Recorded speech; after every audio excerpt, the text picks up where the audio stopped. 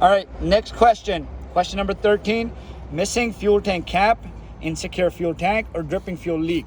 Okay, how we do this is we're gonna start with our fuel filter, which is located under the hood on the other side. So open the hood, we go to the other side, and we start with the fuel filter. It is located right here. Fuel filter has no damage or cracks anywhere on it. The cap for the fuel filter is tight and secure. Fuel filter is mounted securely to the frame. The fuel lines are very sensitive. You do not want to touch the fuel lines. You just want to touch, drip, put your hand underneath and to see any dripping fuel leak.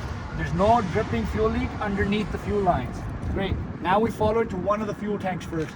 So I follow here, under the cabin, I check for leaks. There's no dripping fuel leaks under the cabin. When I go to the fuel tank, which is located here, I look under the fuel tank. There's no dripping fuel leak underneath the fuel tank. Great. The fuel tank is tight and secure. There's no damage or crack to the fuel tank anywhere. It's mounted securely. The straps are tight and secure. The fasteners and all the pins for the straps are tight and secure. The rubber underneath the straps is tight and secure. This rubber is very important. It prevents friction and moving, building up. So next we move on to the cap. The cap for the fuel tank is tight and secure. You can take it off and check if the rubber seal is present. It is. That's going to prevent any leaks from happening. The fuel tank cap is tight and secure. Put your hand like this to say there's no fuel leaks around this tank. We will go to the other tank from the fuel filter. Again, there's no dripping fuel leak underneath the fuel filter. I look underneath the engine, there's no dripping fuel leak. I look underneath the cabin, there's no dripping fuel leak. And now I come to the tank, I look underneath the tank, there's no dripping fuel leak underneath the tank.